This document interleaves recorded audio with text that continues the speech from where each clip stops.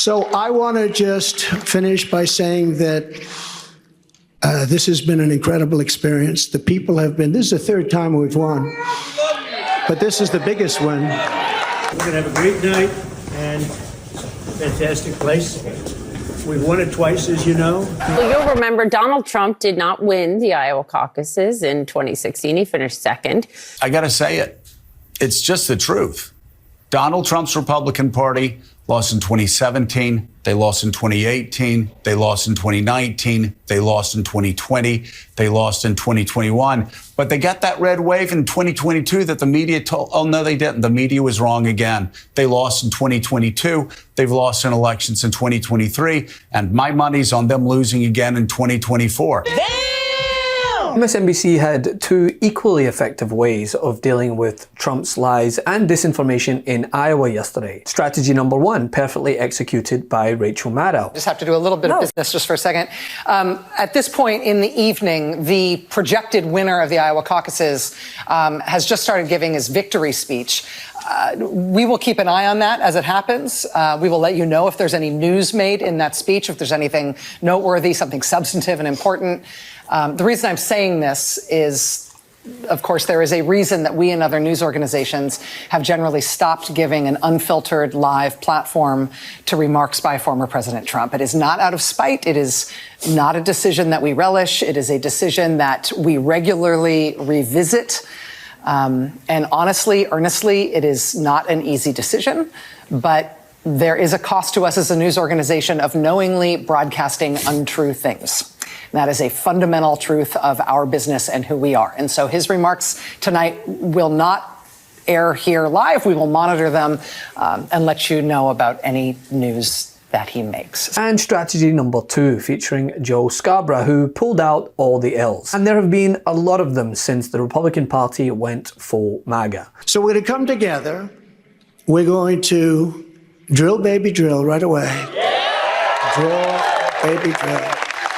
So I want to just finish by saying that this has been an incredible experience. The people have been, this is the third time we've won, but this is the biggest win.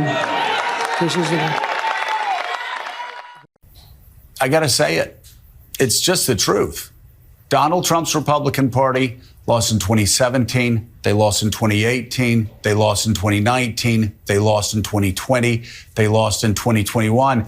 But they got that red wave in 2022 that the media told, oh, no, they didn't. The media was wrong again. They lost in 2022. They've lost in elections in 2023. And my money's on them losing again in 2024. Make no mistake about it. This election last night showed there are people who wanted to vote for a guy who said he wanted to terminate the Constitution, a guy who said he'd be a dictator on day one, a guy who said he wanted to execute generals that he didn't think were insufficiently loyal to him, a guy who said he wanted the economy to crash into a depression, which means all of those Iowa voters would lose their retirement accounts. But that's what he said he wanted because he wanted to be elected president again. This is a guy who, again, trashes the United States, trashes our military, trashes our institutions.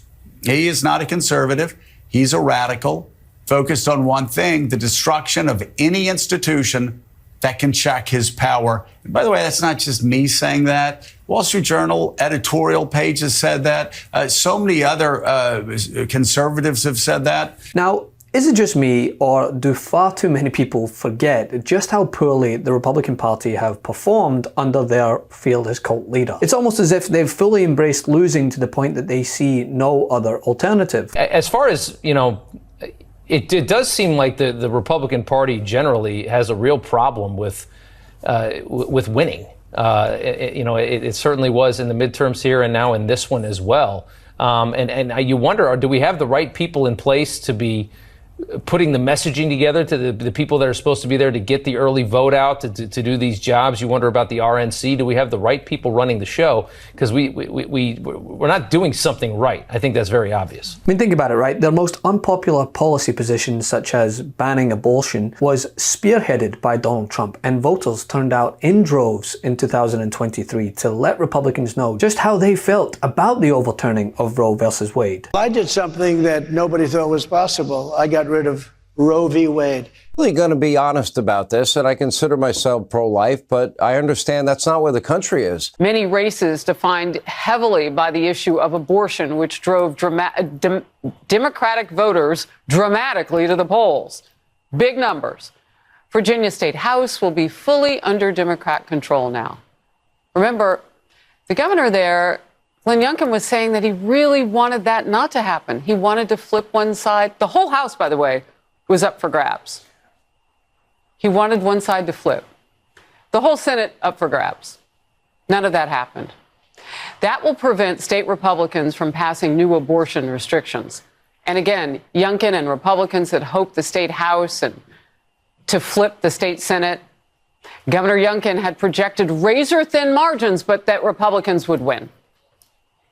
These races are going to be decided by hundreds of votes in large turnout. But even going into next year, I expect the exact same issues will, of course, be so important to Virginians and Americans because this is what impacts everybody's daily life. Talked to several of the top Republicans here in the House about the outcome of the Ohio voters approving that constitutional amendment to affirm abortion rights. Several of them simply say that the 2024 election will turn on other issues. They don't believe abortion will be that salient issue that the White House hopes it will be come next year. That is the view of Jim Jordan, who is, of course, an Ohio Republican, someone who tried to become the Speaker of the House himself. But he said that the issues, in his view, will be determined by things like crime, things like immigration. Abortion, he says, will not be on voters' minds, at least he hopes, come next year. And yet here's the frontrunner still boasting about said wildly unpopular opinion whenever the cameras are on him. Because for 54 years, they were trying to get Roe v. Wade terminated, and I did it. And I'm proud to have done it. They wanted to get it back, right? You wouldn't have that. There would be no question. Nobody else was going to get that done but me. Yeah. And we did it. And we did something that was a miracle. I've spoke about the failure of mainstream media to accurately convey such things as the exemplary job this administration has done in regards to steadying the dire economy it inherited and the monumental growth in the past 3 years. About the economy, sir, what's your outlook on the economy next year? All good. Take a look.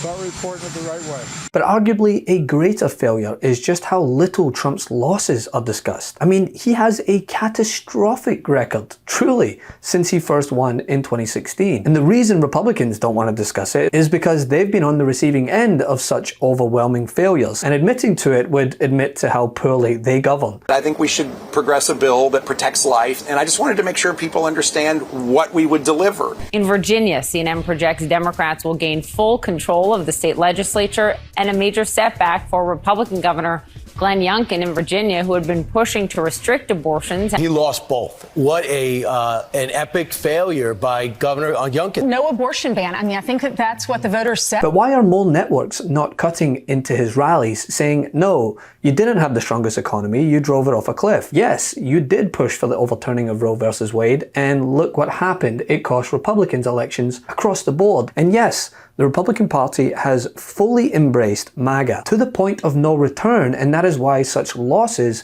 have continued to occur. Democrats continue to overperform in the Biden era.